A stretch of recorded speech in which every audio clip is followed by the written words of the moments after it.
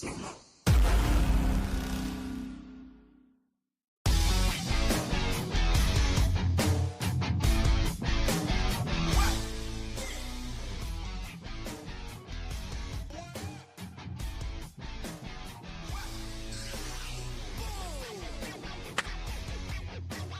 Ladies and gentlemen, boys and girls, children of all ages, welcome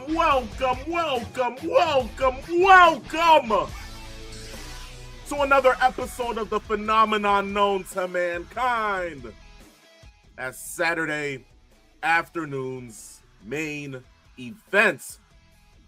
If after years and years of doing this, after months of having to deliberate this, if you still do not know who I am, whether you are dumb, stupid, blind, or just plain irrelevant, I suggest you go back to school, go into your local library, get the biggest dictionary you can find, preferably Merriam-Webster, and look me up under the words phenomenal.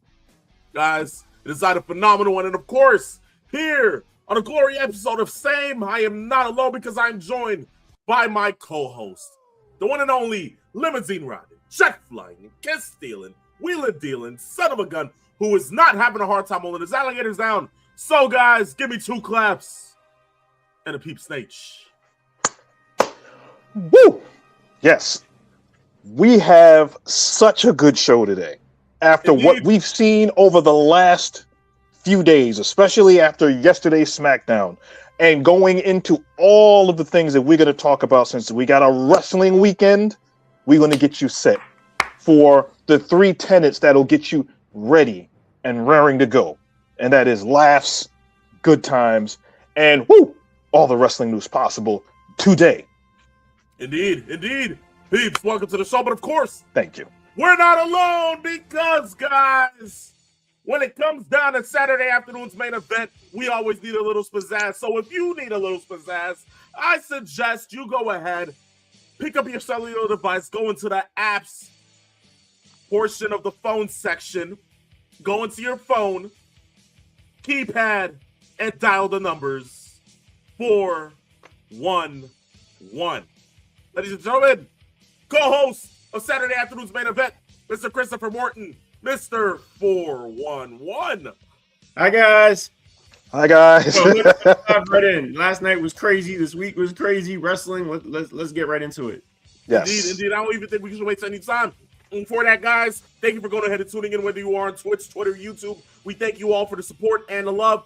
Go ahead and continue to like. Share this up, guys. Again, wrestling weekend, Elimination Chamber tonight. Who is going to face Drew McIntyre at WrestleMania? All of that to come. But, guys, remember, this is Saturday afternoon's main event.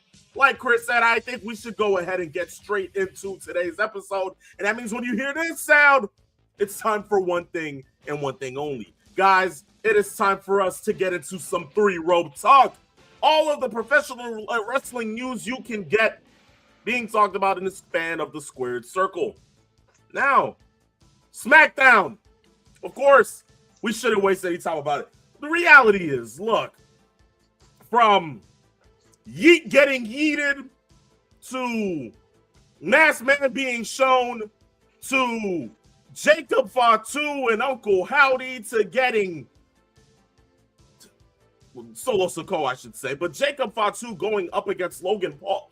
Look, the reality is SmackDown was a banger last night. We got a great go-home show for today's Elimination Chamber. Let's go ahead and get right into what happened at the first part of the show. Peeps, Jey Uso gets attacked. Yes. Like a major whodunit. I mean, this is kind of like the soap opera style of whodunit. One of those things that you have to do to get the interest in. And what did they do? For all of the complaints of people saying that Jey Uso had no business being in the chamber, and we know why he won the match of his chamber match from last week was because of the unfortunate injury to Bronson Reed. I guess they kind of did a course correction and rectified the situation by making him the impetus of the beginning of the tone for the entire show. Yep. Basically, a whodunit. What happened to Jey? They start to show off by him being on a gurney, being lifted into an ambulance and being taken to a medical facility.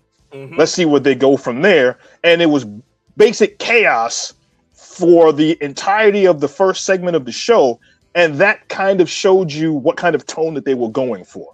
And it was poignant, it worked, it got the energy up, and it got everybody involved that was involved in that main event Elimination Chamber match as far as the attention of the players, the proponents involved, and it set up the rest of the night.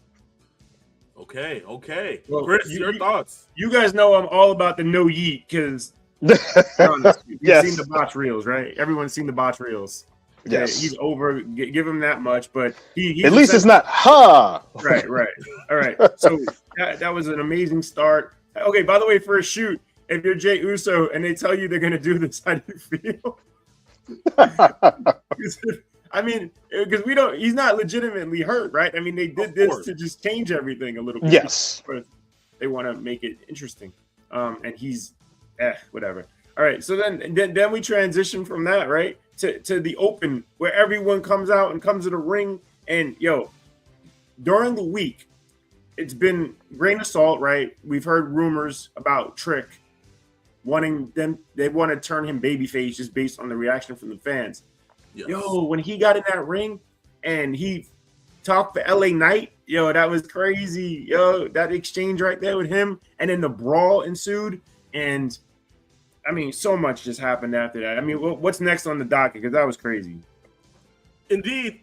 Let's talk Uncle Howdy and Solo Sikoa real quick. Do we have to? Okay. Yeah. Of course, one of those matches where we thought we would have gotten a lot, but that wasn't the case. Peeps, your mindset. My mindset is, boy, how they have killed the Wyatts. They have taken something that about 6 months ago, 8 months ago, was red hot, and it seems like creative ran out of gas. I don't know what they've done. It's gone from we're bringing back the Wyatts and making sure that they are bringing about the spirit of Bray Wyatt and helping the family out to now fighting over a lantern. And that's basically what this has become. Now, I don't know what the premise of it is, how they plan on doing this. I'm glad they took the tag belts off of the Wyatts the way that they did. The question is, what do they plan on doing with the Wyatts going forward? Because this, although the match was kind of sort of okay, what's the creative going to do with the Wyatts? What are they doing with Uncle Howdy? Because I believe whatever he's built has kind of lost a little bit of its luster. I don't know what they're doing with that. All right, so we had a saying in sports television when I worked for SNY, home of the Mets Network. Guess what, H? Nobody cares. Nobody cares. Okay. There you go. Exactly. Thank you. Yeah. Devin Williams yesterday, first pitch, home run, right? Mets. I understand. So nobody cares. Listen, let's go back to that segment involving all the guys in the Elimination Chamber. How great was that with Randy Orton and Javon Evans, and Randy hits him with the cutter. RKO, excuse me, everyone. Javon Evans. You know what's funny is that I always call it a cutter. think about it. I'm going to hit you with the move that you're stealing from me and just doing something different to it. That's funny. Yes. I don't know if everyone tied that together, right? Boom. Yes. How about Drew McIntyre? The mic work. The Yes. mic work. Oh my goodness, man. I agree. I think he would be a nomination for actor of the year. That's how good his work has been over the last 12 months. It's crazy how good he's been. Yes. And what else happened? Oh, and then the Cody. As soon as Randy hit Javon with the RKO, Cody got up in a position like, you ain't gonna get me. Yes. But I have to say, the story that they're also telling with Randy Orton and Cody Rhodes within this whole Go Home show has been great as well. I don't know if that kind of factors into what you guys may think, is the winner of tonight's men's elimination chamber. Does that alter anything for you guys? Maybe to some degree. I don't know yet, but it looks like the way that they've been doing it, it could be one of a couple of winners, and in whatever direction that they go would work. Okay. It's hard to tell. I mean, we talk about, ad nauseum how great the roster is, right? And anybody can play in that position. So it's like, whose turn is it? They used to talk about that in New Japan booking. Like, it was someone waiting to be next. So Yes. That's where we're at now. Now, speaking of somebody who is next, let's speak about two people who are officially now up next and now new women's tag team champions. Lash legend Nia Jax defeated Rio last night. New women's tag champs. What are your thoughts, Chris? I was surprised by the finish. That's for sure. It kind of came out of nowhere in terms of them losing the titles like that. I don't know where they go from here. All right, so kudos. I'll give credit where credit is due. Nia is losing some weight. She's still disgusting and gross, but she's still losing a little bit of weight. Still sloppy, by the way. Her ring work is terrible. Like Nate, let's talk about it. She's never in the right place. She always looks lost. I mean, it is such bad. I don't know how people work with her. Well, I'll put it like this. She has definitely improved over the last, say, 18 months as to where she originally was when she was rehired by WWE. So from that sense, we can go ahead and say that she is actually a serviceable heel. Put into a tag team now where you're going to now build Lash Legend up to, say, because she is going to be a star. Give it some months' time to get that going. But to name the team the Irresistible Forces, I mean, it sounds like a bad comic book. But, you know, I didn't come up with the naming of that. Something in the 80s, like natural disasters. Yeah, exactly. But I think I like the team. And I think it makes sense in this way. If the thought process is the Women's Elimination Chamber winner may potentially be either Rio or Io, whatever is the case, if Rhea Ripley wins the Elimination Chamber, it makes sense to take the tag belts off of them going into the Elimination Chamber. Because then now you freed her of an obligation that she doesn't need going into the main event of a match that may determine whether she will main event and get a title shot at WrestleMania. Furthermore, they don't need the titles, both of them. No, they don't. Some people don't need it. Yeah. And speaking of tag belts in the sense of what we talked about with Jey Uso, people continue to forget the Usos had the World Tag Team titles on Raw. So also pulling him out of the main event from that sense still frees the tag team championships up for whoever they can throw the belts on. That's true. Yeah, but we talk about how lackluster these shows have been up until last night, where they really just went like all out, balls to the wall kind of thing. Yeah. No one cares if the Usos are the tag champs. Let's be honest. It's kind of like, look at the division, right? What's the division? Wrestling across the board. You know what I mean? The tag team wrestling is almost dead. And the crazy part is the tag team division is better on SmackDown. So nobody really cares what's going on with the tag team belts on Raw. They've done a very bad job of boosting the tag team division on Raw for right now. And part of that is because of injuries. Wholeheartedly. Okay. But from there, guys, Jacob Fatu, Logan Paul. Yo, when they booked that, I went, what? We're getting this for free on live TV. This is nuts, because it was just like, wow. And I like the fact that they did something different, because we've been always getting these three-way matches, right? So they said, okay, we're going to switch it up a little bit, and we're not going to throw a third person in there because of the circumstances. And it made sense. Yes. And you're like, wow. And then, like, I love the exchange. All this and Fatu and Sami Zayn. Yo, some of these exchanges throughout the show were like, this is great. Yes. And this is kind of the booking that we applauded Triple H for having on Raw, especially over the last couple of years of branching people in as the overall storyline. Everybody's got an arc connected to one main character, and that seems to have worked, especially what we're seeing with Sami Zayn. And I think that he's going to have much more of an input on the overall storyline than a lot of people think. We've been talking about, I've been bringing up over the last, say, 2 or 3 weeks. At some point, something is going to happen with Sami Zayn. And that kind of worked. Now, one thing, of course, we can talk about here, of course, Logan Paul defeating Jacob Fatu now in the Elimination Chamber match. Yes. But not so more so of that. The fact that we got the revelation of the Masked Man. Was that a letdown for us? Who knows? Because, of course, it is now coming out that this is somebody a part of Seth Rollins' wrestling school, Black and Brave in Iowa. How much so does that have tied to the story? What does this mean? Is it genuinely just going to be a Rollins reveal sooner or later down the line? Now, possibly with hearings and rumors that he's saying that he's close to being back. Chris, how did you feel about this whole thing last night? I mean, once the reveal happened, you know that's not going to be the person when they do it for the final time. Once they do it again, if they do it, now, it's kind of odd how it was done because how great of a show it was, but that was like anticlimactic, of course. Let's see what happens because I don't want to dump all over it yet until we see what the end game is, right? Because they could surprise us and they're gonna be amazing at some point.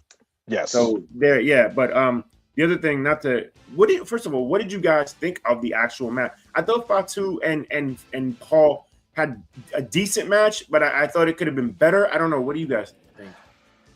I actually think the match could have been a little bit longer. Also, I think they needed a little more time to build based on the fact that they just had their first match on television, especially with the stakes involved for the winner going into the Elimination Chamber. I think that's really the only negative about the match, but I thoroughly enjoyed the match. Mr. Tony Khan over here, let's book a 30-minute match because the match can't be good. That's insane. I disagree with that completely. You could have still a good 12-minute match, which is essentially what they did last night. I mean, maybe it's just a taste of it, right? And we know, listen, when we talk about the future of this company, these two are going to be in the championship mix, barring injury, for a long time.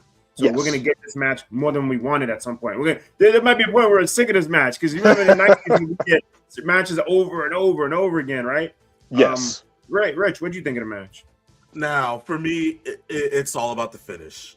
The fact that Drew McIntyre once again shows up, costs Fatu the match. Mm-hmm. For me, in a sense, it just keeps tying into what I think should happen at WrestleMania. I feel that the fact that Drew McIntyre continues to involve himself in all these different individuals just adds more to the illusion of there being beef. And for me, the only way to settle such certain things can just be done one way. But all in all, I think I have to wait and see what happens tonight at Elimination Chamber in that men's match to then determine, okay, what is going to happen at WrestleMania. But what I do know is that we're in for a good night tonight. That's all I know, based off of the circumstances and the ending of that match. Yes. But I mean, I'm still thinking they're gonna probably go with the three-way, and I don't know where LA Knight fits in. Again, LA Knight winning tonight changes everything. But exactly. I know. Listen, we're gonna do our predictions later on in the show, so stay tuned for that, people. But yeah, we can definitely move on from here. Absolutely, absolutely. But look, from there, we move from the world of SmackDown to earlier this week, Monday Night Raw. In the hometown of one phenomenal AJ Styles, announces his retirement at home, puts his gloves down in the ring, but then he gets a surprise from one Undertaker, who then shows up. Not the Undertaker. It's not the Undertaker. It's the American Badass. It's not the same guy. Sorry. Not the same. Come on, it's the same character, though. Not the same guy. Not the same gimmick. Uncle Triple C would agree with me, damn it. But Alan Jones is going into the Hall of Fame. Yes. Definitely another sense of immortality there for the phenomenal AJ Styles. Chris, what do we think? Well, I mean, clearly warranted, right? And we joke about all the people that are in it that don't belong. This guy's the first ballot when you look at his career. It's incredible all the things he's accomplished, not just here, but overseas. It's a tremendous career. And now, also we learned during the week, right, that he apparently signed a new contract to help out with developmental down in NXT, I imagine, for now. Yes. Before eventually, I'm sure at some point he'll come up and be a producer, because listen, when we talk about the future of this business, producers are going to play a big role in it too, because they can go two different ways. We can get the AEW matches, which WWE has been guilty of a lot lately. We've seen some of those matches and be like, what? Everybody's kicking out of everything. What's going on here? Like, what's Triple H doing? Especially with this influx of this triple threat match, which I'm really sick of everything, right? So, but yeah, the future with AJ being one of the producers helps a lot because he understands. He slows the match down. He makes sense of it. And we need more guys like that for the future. And because I worry about what AEW's future will look like with the producers over there. I mean, I understand. But, Peeps, your thoughts about AJ going into the Hall of Fame? It was. I have to do a Barry Horowitz on that one because Yeah, I actually I said that just before we got into the Royal Rumble, I had stated that the reason why he's going to retire this soon is so that they can get him into the Hall of Fame this year. That's the only sense that actually made going into what they did. That being said, I think that it was perfectly done. I like the fact that they didn't allow AJ to do the retirement part of it in Saudi. They gave him a great amount of time in ring to do what he did. And then they gave him the chance in Atlanta, mind you, at the beginning of the show to actually have Walter mess around with the night for AJ. Knowing that that entire match was crafted, that entire night was crafted for AJ. AJ going into the Hall of Fame, perfect. I loved it. I love it. I love the fact that he's going to go in, and I guess they'll announce some more Hall of Famers. But going forward, the way that they did it was absolutely phenomenal. And the amount of people that were touched, that were there, all of the wrestlers after the show, we even got an Air Paris sighting. For those that don't know who Air Paris is, Air Paris was AJ's first tag team partner in Air Raid. Yes, with the Air Raid in WCW. Yes. Thieves, there was a lot that went on because I was at that show. So to say there was a lot going on in that ring that I stood there for a good 20 minutes and just sat there and just looked at it all just to take it in. Peeps, there were a lot of Easter eggs, a lot of good things just so well done. But to see Taker, that was crossed off the bucket list. And indeed, everything down to the fact of inducting AJ into the Hall of Fame, perfect. As Mr. 401 is having technical difficulties right now, I'm going to go ahead and ask Peeps this question. Sure. Who do you think should induct AJ into the Hall of Fame now? If they are able to do it, it could be Frankie Kazarian. It could be Chris Parks, who's there in the company that knows AJ well. It could be Petey Williams, who's part of the production staff. Anybody that had anything to do with AJ in TNA. It could be anybody that has had anything to do with him in Japan. It could be his wife. Whoever inducts him would be a perfect set. But here's the more depressing thing, especially for guys like me, for guys that follow WCW. With AJ now retiring, there's only one wrestler left on the active roster that was a WCW guy, and that's Rey Mysterio. If that doesn't depress you as a WCW fan, I don't know what is. So, yeah. Peeps really put it into reality for us. Yes. I mean, Peeps, you've been watching WCW since World Class Championship Wrestling and yes. Jim Crockett's WCW. And yes. Look, I mean, there had to be another version of WCW back in 1935. So I know you probably watched that as well. But the reality is... That's when the Flintstones were in the ring, right? Indeed. Dawn of the Dinosaurs. Good grief. But, Thieves, all in all, a lot of people have been talking about one John Cena, thinking that he should be a name that should go ahead and induct AJ, being that he was on the WWE end of being AJ's greatest rival.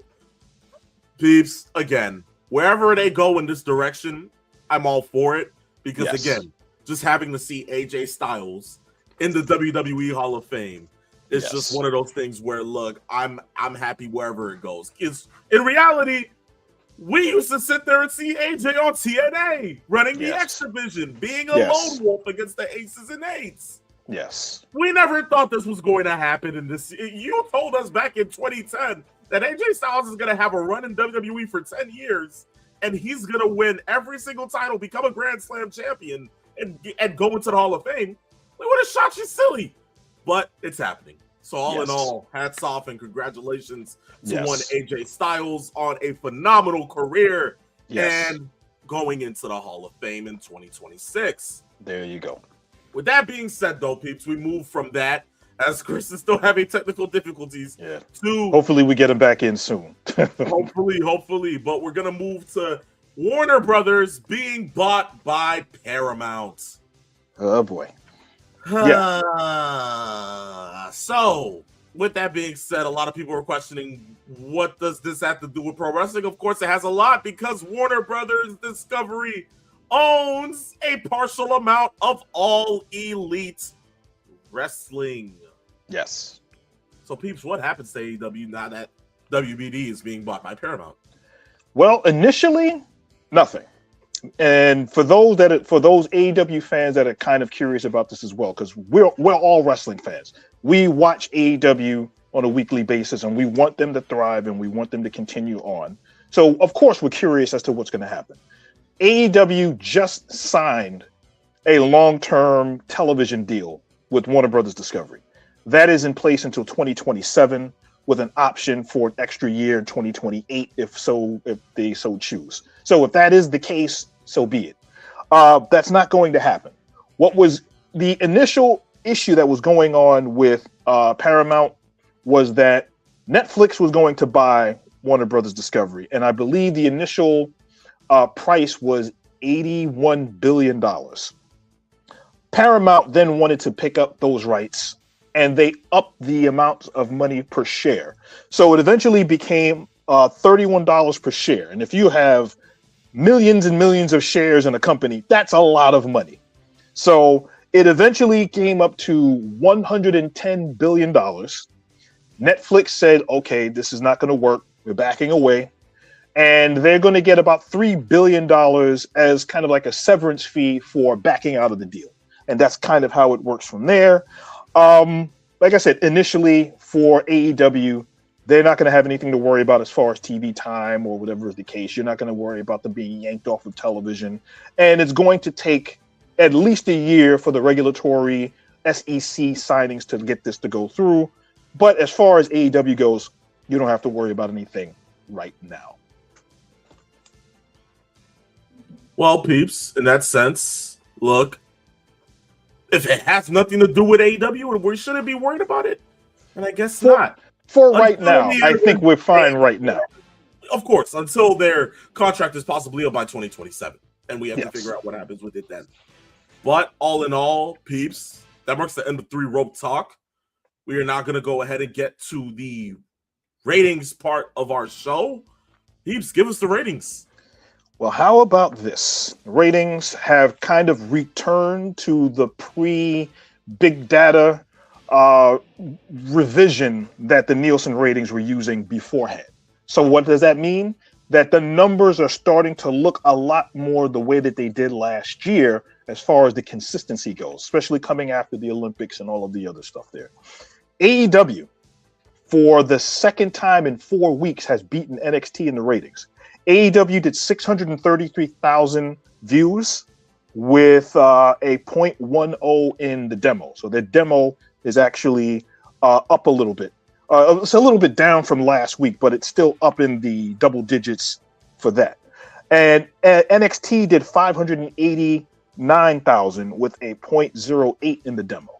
So they dropped off after the huge number that NXT did last week, as NXT did close to 750,000 viewers, and it dropped off. Interesting enough, as I said before, AEW 2 of the last 4 weeks, and since the first 2 or 3 weeks of this year, they've consistently been hitting over 600. So for them, they're growing their product a little bit. The buy rate for the last pay-per-view that they did over 140,000. So if they can keep that momentum, they'll be able to keep that going. But for right now, they're in the right mindset, so to speak, as far as looking at the ratings, even though their ratings, AEW's ratings, dipped a little bit from last week.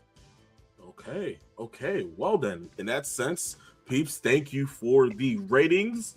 Guys, that marks the end of all of that, including Three Rope Talk here on Same. We appreciate you guys for going ahead and doing that. But look, when it comes down to keeping up with us and the professional wrestling news portion of our show, you guys can go ahead and follow us on our social media platforms. Instagram being at Saturday Afternoons _main event, Twitter being Saturday Main, and our TikTok, where we post memes for your enjoyment and entertainment, being Saturday Afternoons ME. Now, peeps, we can now get to that other part of our show. It comes to our question of the week. Guys, you want to send in a question? If you think that your question can outlast any other question that we get sent, all you got to do is one thing and one thing only. DM us on our Instagram at Saturday Afternoon _ main event. Send it in. And if it's that damn good, well, then in the words of JBL, I guarantee it'll be on the next episode of the show.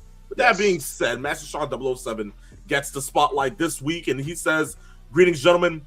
With the continued greed of TKO prosing families out of seeing wrestling in person, among other things, how long before the fans start to show their disgust on live television or on one of the PLEs?"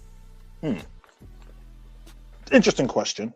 What do you think? Because I have an idea where I think you may go with this, and we've kind of talked about this the last couple of weeks as to what they should do. But I am curious. What is your opinion of this? And then I'll piggyback off of yours if I think it's where you maybe go. It's happening. How about that, peeps? It's happening.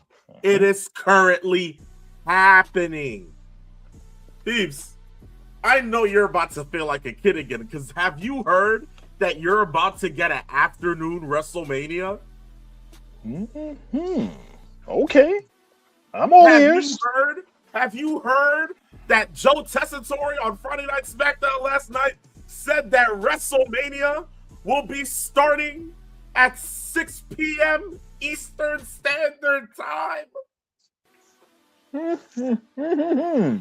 Wow. Well, there you go.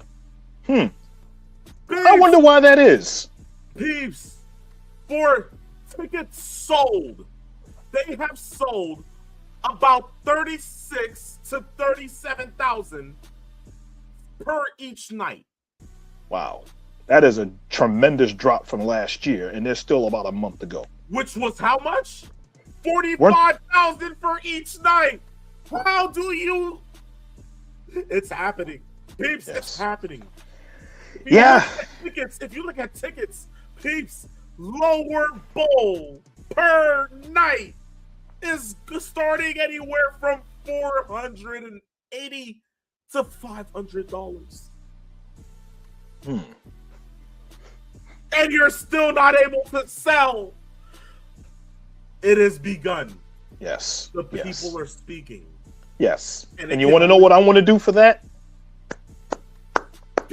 I want to applaud all of the fans who are actually voting with their wallets, making their voices known and heard, and letting everybody know that although you may, as a wrestling fan, have the disposable income to buy these tickets, you have to know that TKO and their greed, their indomitable greed that they always tend to lead with, is going to be this company's undoing going forward if they don't realize the cash cow can die. Think about that. If you're going to go into WrestleMania, first and foremost, and I've said this many times, WrestleMania is like the Super Bowl. It doesn't need to be sold as far as that. You say WrestleMania, you just tell the people, where is it going to be? How much is it going to cost? What's the main event? And everything else will take care of itself. That's usually how it kind of self-regulates itself as an entity, as an entertainment product over the years. When you go ahead and you tell the people, you tell the fans that your opinion doesn't matter, you're going to show up anyway because it's WrestleMania, and we're going to double the price. We're going to triple the price. And we're going to not only make it harder for you to enjoy the product, but if you don't have the funds to go and watch WrestleMania in person, we're going to remove a layer of access that will now make it even harder for you to see it, i.e. watch parties, i.e. going into, say, a bar or going into a restaurant, or maybe some place that would be saying, like a place that would say, well, guess what? We're going to show WrestleMania night 1, night 2. All you have to do is pay for X amount of food, maybe pay for X amount of drinks. Come in and enjoy yourself. Be amongst your wrestling fans, and anybody within 50 miles of WrestleMania, they're shutting that down. It's the same thing that they're doing with the Elimination Chamber. When the fans get a hold of that and they realize how anti-customer that is, anti-consumer, anti-fan, the fans will speak by saying, you don't want me there? I'll keep my wallet in my pocket and I will keep it moving. And that's exactly what they've done. The sweet smell of victory for a wrestling fan right now who's seeing this happening firsthand. Yes. And it's funny because I'm seeing certain people in the comments saying that, I don't think it's price, it's lack of quality stories. I agree that's a part of it as well. Yes. The reality is, if we're keeping it $150, none of this would have ever happened if they kept WrestleMania in New Orleans. But yes. Go ahead. I digress. Phenomenal one. I have it right here. You want to get it off your chest, so go right on ahead. There you go. I digress. Perfect. Yes. Okay. Good. Well then, in that sense though, Master Sean 007, thank you for that question. Certainly we wish Chris was here to go ahead and get that off his chest as well. But in all duality, peeps, that is the end of that. We have now gotten to that part of the show. The final part of today's show. Peeps, how can I go ahead and say this? How? This is tonight is going to be a night of epic proportions. Yes. Think about it, peeps. Think about it. November 2002. Just think about that, peeps. Right when you witnessed what? The first Elimination Chamber. Yes.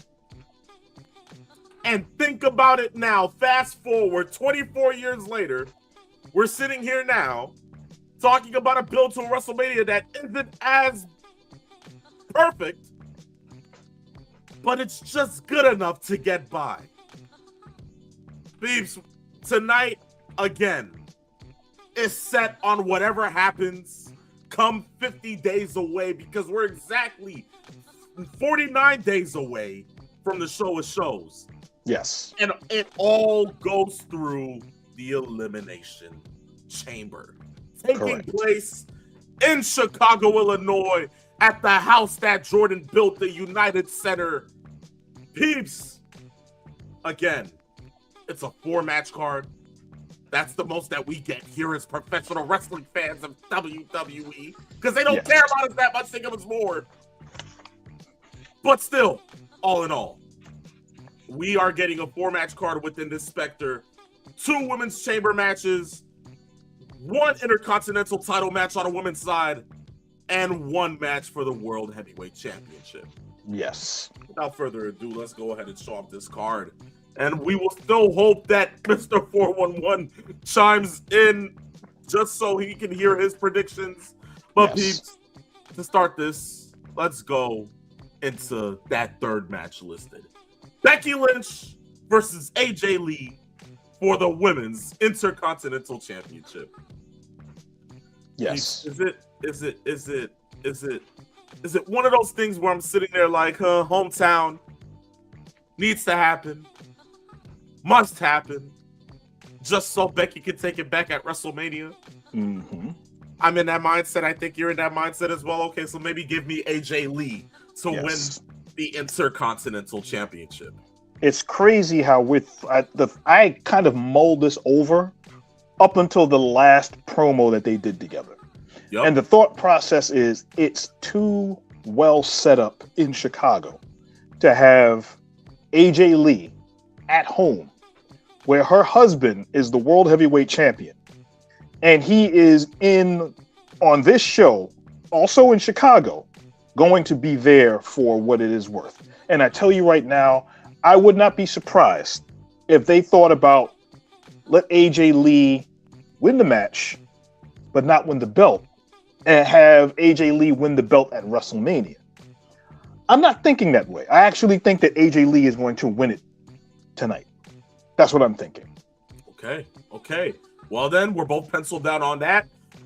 Look, Women's Elimination Chamber match. Whoever goes and wins this match is challenging Jade Cargill for the WWE Women's title. Tiffany Stratton, Rhea Ripley, Alexa Bliss, Asuka, Kiana James, and Raquel Rodriguez. Peeps! Might as well just go ahead and hit this match with Riptide. Give me Rhea Ripley to win this match.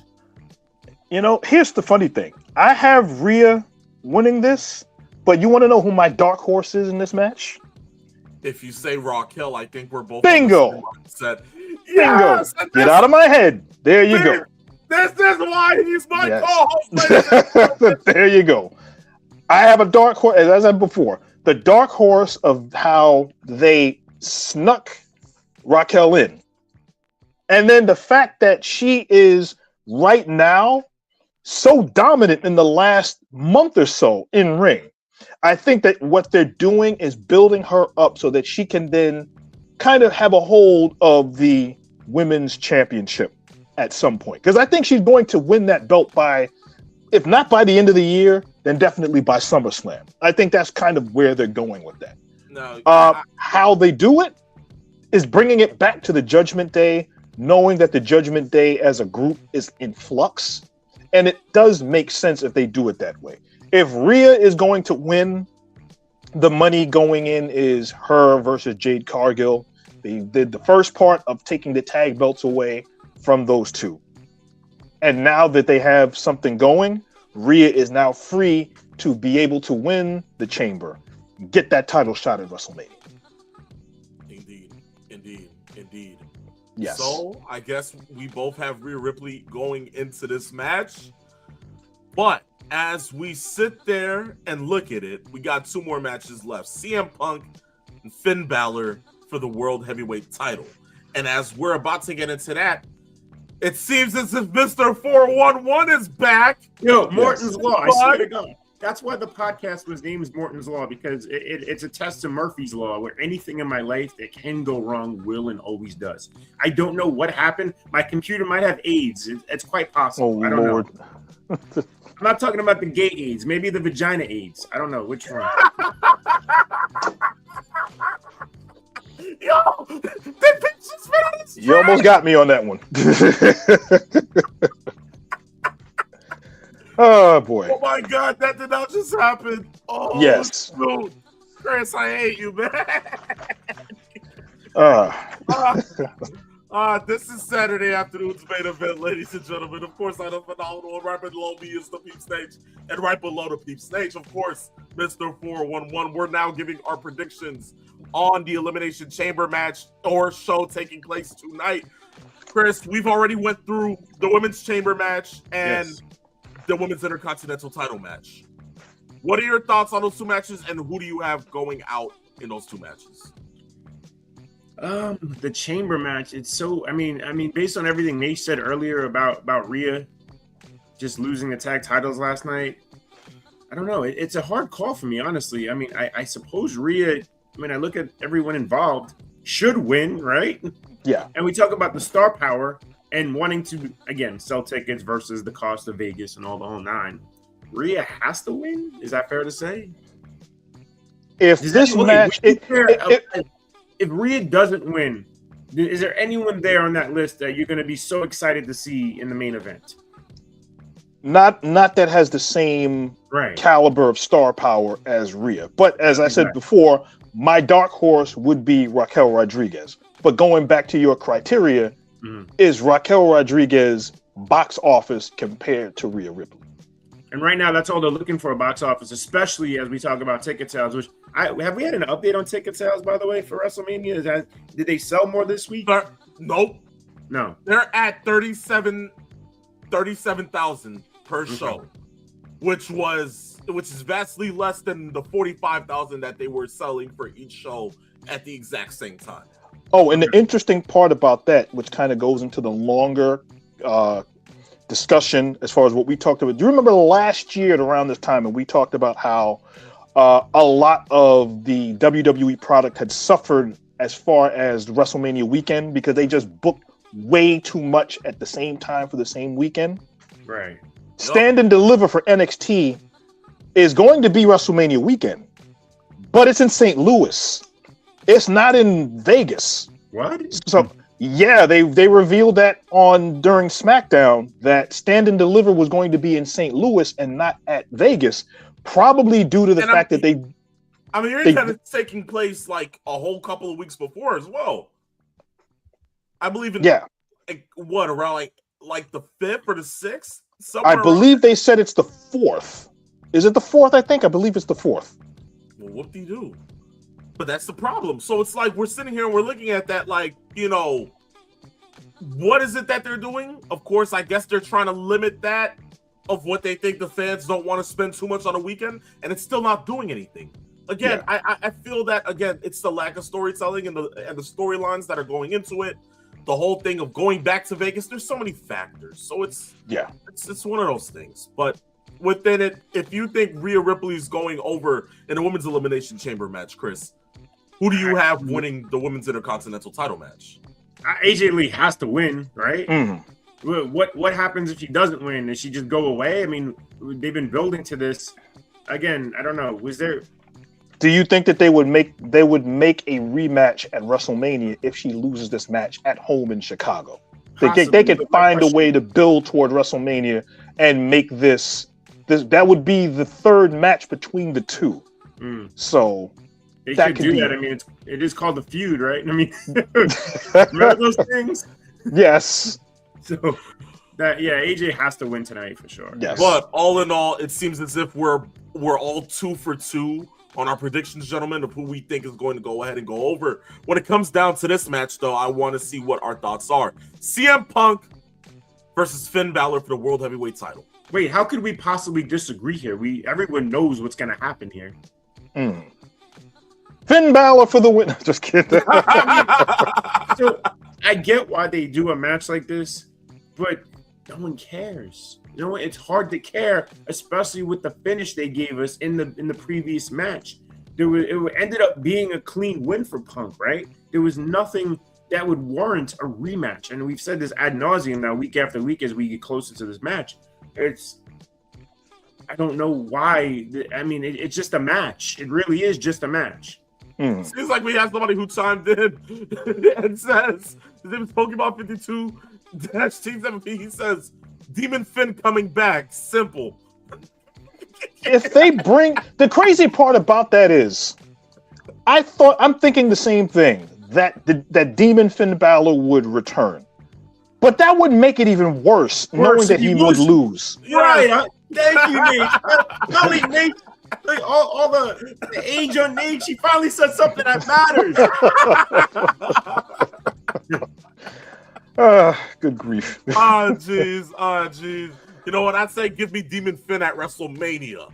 Demon Finn. Now, though, look, Finn Balor's not winning tonight, okay? Give me CM Punk. Give you Demon Finn if they have... Yes. If the thought process is, at some point, Finn is going to be either jumped out of Judgment Day, or he's going to leave Judgment Day, or he's going to be left alone, etc. is the case. For the eventual Intercontinental Championship match between him and Dom at some point. Indeed. And if you're going to have that match at WrestleMania, you bring the Demon in then. And see where it goes from there. But you're not going to bring him in this match against CM Punk and have him lose. That doesn't make any sense. No, not at all. By the way, Uncle Triple C would not approve of that. I'm sure he wouldn't. I had a question. Yo, Prime Undertaker returns tomorrow, dressed in the whole black and purple, versus Daddy Dom. Uncle Triple C, who you got? I think we know what the answer would be. Yes. The greatest intercontinental AAA Mega Campeon. Let me stop. I digress. There you go. Look, all in all, we're 3 for 3 right here. Now coming into this men's elimination chamber match. Man who wins faces Drew McIntyre for the WWE title at WrestleMania. Orton, Knight, Rhodes, Evans, Trick, Paul. What we doing? Well, let's first conquer who we think is not going to win. Cross out Logan Paul. That's the easy one. Javon Evans out of the equation. Right. You can cross out Trick. I don't think that's going to happen. It's too soon. Indeed. Right. Now, you're left with 3, okay? And all of these 3, we have been talking about for the last couple of weeks. My dark horse in that one I talked about last week, too. With everybody saying L.A. Knight. Yeah, okay? If LA not now, Knight. when? Never. And you know why they wouldn't do it. And for me, I hate that because that would be something that we would all want to see. But Yes. again, we have been waiting for them to pull the plug for a long time. If they haven't yet, and they don't tonight, it's never happening. We can forget about it ad nauseum. Randy Orton. Like, we talk about so much about Randy. He has a plausible chance of going ahead and winning number 15. But are they going to do it? Which is now leaves us with Cody Rhodes. The choice that they would be safest bet with, but what the fans don't want to see. What are we getting? Wait, I have an idea. I just thought of something. And as much as we want to think Cody will be involved in a title match at WrestleMania, what if Randy costs Cody here, and then we get a heel turn, and then we get Cody Randy one-on-one at WrestleMania, Jacob and McIntyre one-on-one? What if they don't have to be in the title picture? That is true. But at the same time, and I remember Rich and I talked about this a couple days ago about what they could do with this. And it kind of brought up WrestleMania 2000 in this sense, that it doesn't necessarily have to be just a one-on-one match, and it doesn't even have to be a triple threat match. What if it's one of these multi-man, maybe a 4-way or a 5-way, a 6-pack challenge, or whatever the heck they want to call it? And the reason why is because everybody in this match involved has beef with Drew. Drew has at some point cost everybody in this match a title shot or title shot opportunity. Well, not everybody. Well, not everybody, but he's interjected himself at some part in one of these wrestlers' matches. So we already know about Orton. Orton, as a matter of fact, was on the shelf because of Drew, storyline-wise. We all know LA Knight and Drew. That goes without saying. We already know about Cody. Javon is just getting in there. That's not going to be the case. Trick, he's gotten into Drew's face kind of like a tease. And Logan Paul, that's kind of the rub of having one of Heyman's guys from Raw in the main event of WrestleMania for the SmackDown Championship. That's intriguing.